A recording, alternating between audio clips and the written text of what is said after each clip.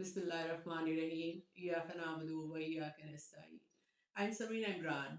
I have completed my 30 years in teaching and administration. I have worked in Frobels International City School, ISS, Convent, and OPF Girls College and OPF Boys College H8. Today I'm making this video just because I wanted to convey my message to class 9 for pre-board. Yesterday in my class, all the classes, children were very worried about the pre-board exam. They said that we have just 10 days and we have to learn this and we have to learn that. I simply told them, make a timetable and follow it. As I told you in my early three videos, that the subject of Pakistan studies is very important for you children. When you will learn Pakistan studies and social studies, and then you will get to know about the history of Pakistan. So in this video, I will tell you only about that. How would you do your pre-board exams? In different schools, children used to call me and they ask me, please first make a video for the pre-board and then make a video for the board exam. So my this video is about the pre-board exam, and it will take just 9 days. If you will follow this program, inshallah, you will definitely complete your learning and your written work and everything within 9 days. But you must have to follow this. Children, I wanted to tell you that in class 9th, we are using this book for the English students. We are using this book for the Urdu student. And as I told you in my first video, the easiest method to learn Pakistan studies of class 9th is Mariam Key. You should have, if you are taking English, then you should have this Mariam Key. And if you are taking Pakistan studies in Urdu, then you should have this Mariam Key. This is the easiest method. And in my drive link, I have given all the pages and answer marked in the drive link. You can check that. And I have sent some notes about chapter 1, 2, 3, and 4. Kindly take out the print and follow them. कुछ ऐसे question है जो इतने simple है कि अगर आप book से ही याद करें तो वो आपके लिए इफेक्टिव होंगे।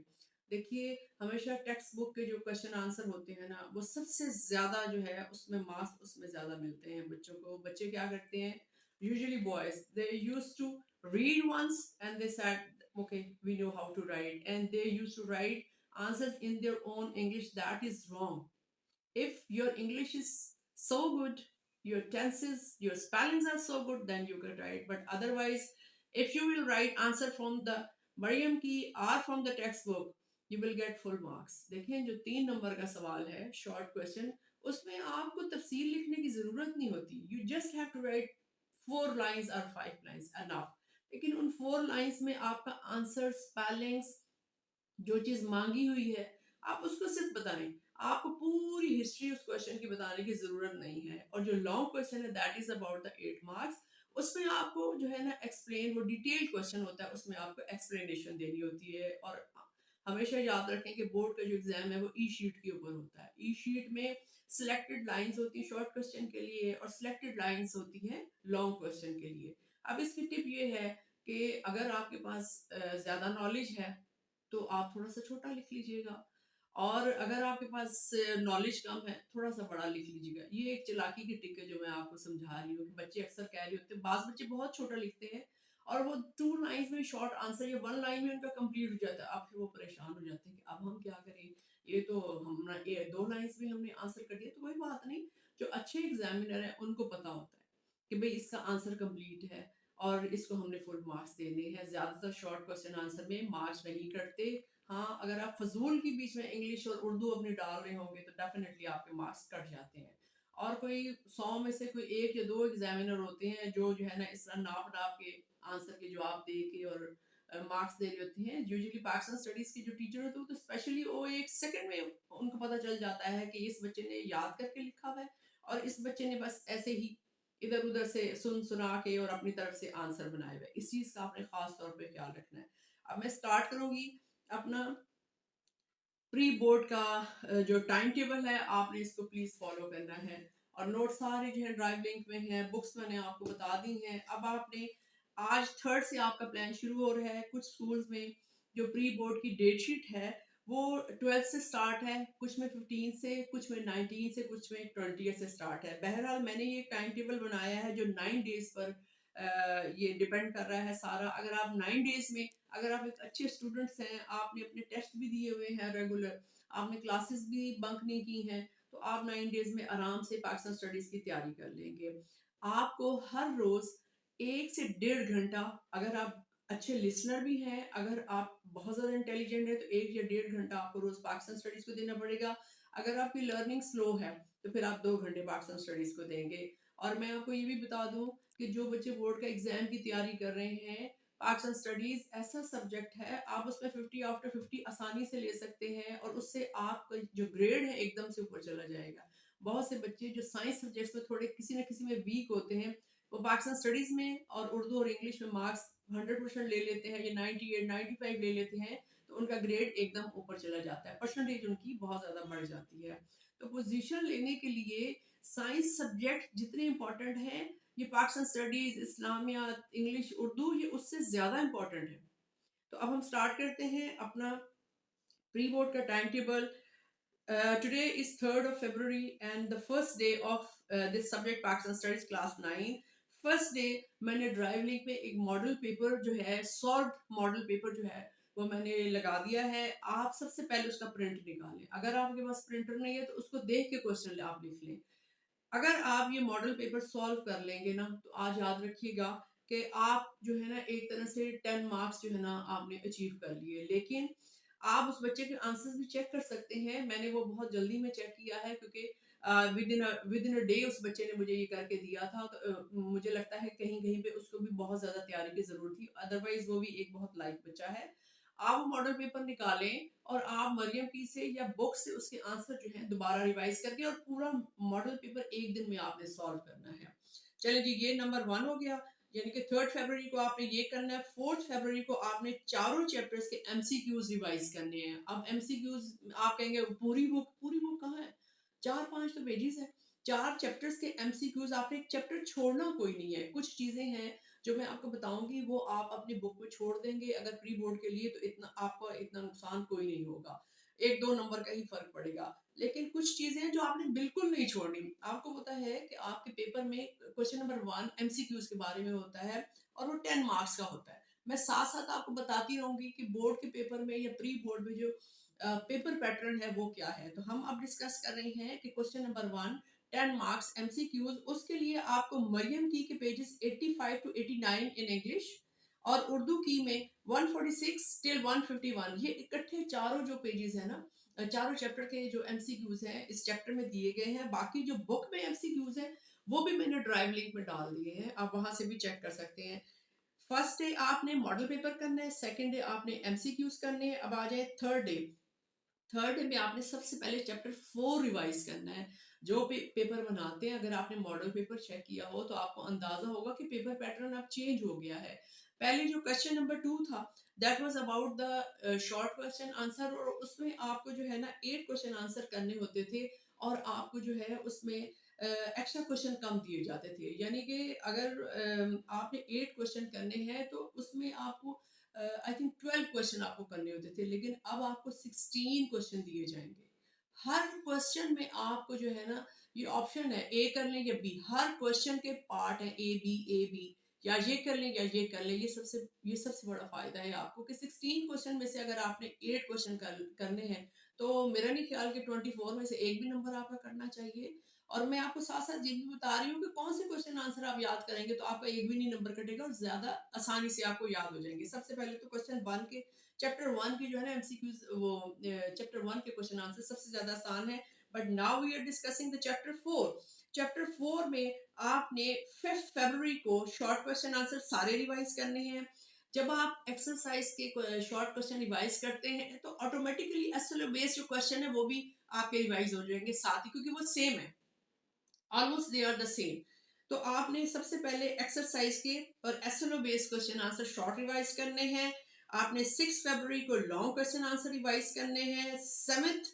सेवेंथ फरवरी को आपका जो चैप्टर 1 है, देखिए चैप्टर 4 के बाद आपने चैप्टर 1 रिवाइज करना है। अब आपको ये समझ आती जा रही होगी कि पेपर पैटर्न में सबसे ज्यादा मटेरियल चैप्टर 4 में से लिया जाता है। हमेशा याद रखें, चैप्टर 4 में से मटेरियल सबसे ज्यादा लिया जाता है। तो चैप्टर 4 आपने पहले रिवाइज कर लिया। दूसरे नंबर पे आपने चैप्टर 1 के शॉर्ट क्वेश्चन आंसर जो एक्सरसाइज में वो भी, और जो उसमें है एस्ट्रो बेस्ड है वो भी। आप एस्ट्रो बेस्ड कम है लेकिन वो बहुत आसान है, और मैंने अपनी प्रीवियस वीडियो में आपको समझाया था कि ये देखें, ये एस्ट्रो बेस्ड क्वेश्चन आंसर है, और ये जो फर्स्ट पेज है ना, ये फर्स्ट पेज में 6 नंबर छुपे हुए हैं, ये 4 क्वेश्चंस है।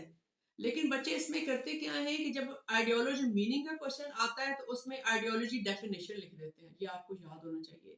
और जब डेफिनेशन का क्वेश्चन आता है तो उसमें सोर्सेज ऑफ आइडियोलॉजी, देखिए अपने ब्रेन में सिर्फ ये याद रखिएगा कि सोर्सेज ऑफ आइडियोलॉजी में history, traditions, customs and religious religion और ये वाली वैल्यूज आ जाते हैं।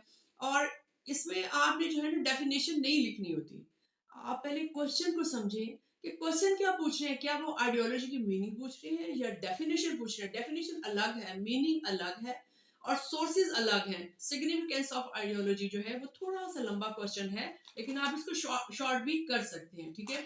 तो ये 6 नंबर के क्वेश्चन आंसर तो फर्स्ट पेज के ऊपर है, इसको प्लीज आज अच्छे से याद कर लें आप। They are very simple and they are very easy, आपको किसी की बुक या इधर उधर जाने की भी आपको जरूरत नहीं, बस यहीं से आप याद कर लें। अब 7th को चैप्टर 1 के शॉर्ट क्वेश्चन और 8th को चैप्टर 1 के लॉन्ग क्वेश्चन, ड्राइव लिंक में कुछ लॉन्ग और शॉर्ट क्वेश्चन भी मैंने दिए हुए, प्लीज वो मैंने ज्यादा आसान बनाकर लगाए हुए, उनको एक दफा जरूर गौर कर लीजिएगा। अब हम आ जाते हैं 9th फरवरी को हम चैप्टर 2 स्टार्ट कर रहे हैं। चैप्टर 2 के भी शॉर्ट क्वेश्चन आंसर जो है वो मैंने ड्राइव लिंक में दिए हुए, 2 दफा उनकी रीडिंग जरूर कर लें। बाकी मरियम की से आप आंसर याद करें या आप बुक से याद करें, एक ही बात है। बुक वाले ज्यादा क्लियर इसलिए होते हैं क्योंकि उस बुक टेक्स्ट बुक को आप डेली पढ़ रहे होते हैं तो आपको पता चल जाता है। तो बुक के भी आंसर बहुत अच्छे हैं, वो भी मैंने मार्क किए हुए हैं। और मरियम की जो है वो तो इट्स ऑलवेज अवेलेबल, ये सारी मार्केट्स में अवेलेबल है, और ये आसान तरीन बुक है। मैंने इस पूरी बुक एक एक क्वेश्चन को मैंने पढ़ा है, तो मैंने अंदाजा किया है कि नॉलेज भी बहुत ज्यादा है और एक्स्ट्रा क्वेश्चन भी दिए हुए हैं। तो आप एक दफा उसकी रीडिंग जरूर कीजिएगा। अब 9th को शॉर्ट क्वेश्चन है और 10th को लॉन्ग क्वेश्चन है। इसके बाद सबसे लास्ट में चैप्टर 3 आपने करना है। चैप्टर 3 चूंकि ज्योग्राफी का चैप्टर है तो अक्सर बच्चों को इसको ना समझने में मुश्किल होती है। लॉन्ग क्वेश्चन सारे छोड़ दें, शॉर्ट क्वेश्चन जो है वो सारे कर लें आप। शॉर्ट क्वेश्चन में इतना नॉलेज है, आप उनको कर लेंगे ना, तो अगर कोई लॉन्ग क्वेश्चन एक आध आ भी गया तो आप वो शॉर्ट क्वेश्चन में इतना नॉलेज है कि आप उसको आसानी से कर लोगे। और शॉर्ट क्वेश्चन आंसर के लिए प्लीज मरियम की को फॉलो करें, मैंने एक्सरसाइज और एसएलओ बेस्ड क्वेश्चन मार्क कर दिए। और इसमें जो लोकेशन वाला क्वेश्चन है ना वो तो आपने जरूर जरूर याद करना है, सबसे आसान है। और मैं आपको ये भी बताना चाहती हूँ कि लोकेशन वाला जो क्वेश्चन आंसर है वो फर्स्ट पेज के ऊपर ही है। उसमें जो बच्चे हैं ना वो थोड़ा सा गड़बड़ कर देते हैं। अब जब लोकेशन का क्वेश्चन आता है तो उसका आंसर ये देखिए, ये लोकेशन है, ये आपको बतानी होती है। अगर नेबरिंग कंट्रीज का आए, ये लोकेशन में नेबर्स का अगर पूछेंगे तो तब आपने ये लिखना है। अब आप अगर लोकेशन के क्वेश्चन में आपको ये लिखने की जरूरत नहीं है। और इंपॉर्टेंस ऑफ लोकेशन ये एक थर्ड क्वेश्चन है, location, neighbours and importance of location. और इसका आंसर मरियम की में बहुत अच्छा लिखा हुआ है, और बुक में अगर कर ले तो ये भी इट्स वेरी सिंपल। मैंने आपको ये बताया है कि आपने थर्ड चैप्टर के लॉन्ग क्वेश्चन नहीं करने।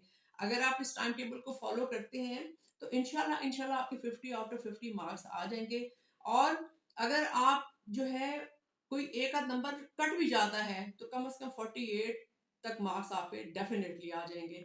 आप ज़रूर इस टाइम टेबल को फॉलो करें। और इसके बाद जो मेरी वीडियोस आएंगी वो एक्सप्लेनेशन के मुतालिक होगी। चैप्टर 1 मैंने डिस्कस कर लिया है, अब चैप्टर 2, 3 और 4 की एक्सप्लेनेशन मैं अगली वीडियोस में आपको दूंगी।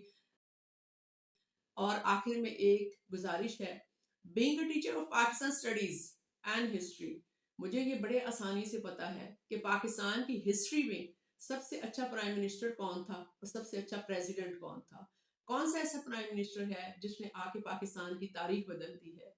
मेरे मुताबिक being a teacher of Pakistan studies मैं समझती हूँ कि एक अच्छा प्राइम मिनिस्टर वो होता है जो एक अच्छा एजुकेशनिस्ट हो।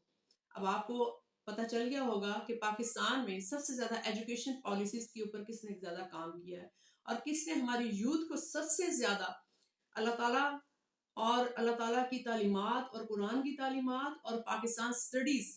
आप देखें, क्लास 3 की वाकफियत आमा उठाकर देखें, क्लास 4 और 5 की माशरती इलूम उठा के देखें। सबसे पहली बात, इंतहाई सस्ती किताबें हैं। मैंने इन किताबों का एक एक लफ्ज पढ़ के फिर ऑक्सफोर्ड की बुक्स और दूसरे स्कूल्स में जो बुक्स उस वक्त पढ़ाई जा रही थी 2 साल पहले, मैंने उनका कंपैरिजन किया। यकीन करें कि जितना नॉलेज इन 3 किताबों में मैंने पाया है, मैंने आज तक किसी किसी दौर में किसी भी बुक में इतना नॉलेज नहीं पाया। हम चूँकि पाकिस्तान में रह रहे हैं, तो हमारे बच्चों को पाकिस्तान की हिस्ट्री पता होनी चाहिए। हमारे बच्चों को पता होना चाहिए कि कायद-ए-आज़म मोहम्मद अली जिन्ना और लियाकत अली खान से लेकर आज तक के प्राइम मिनिस्टर और प्रेसिडेंट तक किसने एजुकेशन पॉलिसीज़ पे सबसे ज़्यादा काम किया है। आप मेरा इशारा समझ गए होंगे। तो आप वोट देते वक़्त ख़्याल रखिएगा कि वोट उसको दीजिएगा जो आपके बच्चों का मुस्तकबिल सँभाले। जो एक अच्छा एजुकेशनिस्ट हो। देखें इंडस्ट्रियलिस्ट जो होते हैं ठीक है, वो पैसा तो मुल्क में लेकर आते हैं। लेकिन हमारे मुल्क को इस वक़्त ज़रूरत है अच्छी एजुकेशन की और अच्छी एजुकेशन पे किसने सबसे ज़्यादा काम किया है, ये आप लोग बहुत अच्छी तरीके से जानते हैं। बहुत-बहुत शुक्रिया। अपने बच्चों के मुस्तकबिल का ख़्याल रखिएगा। जज़ाक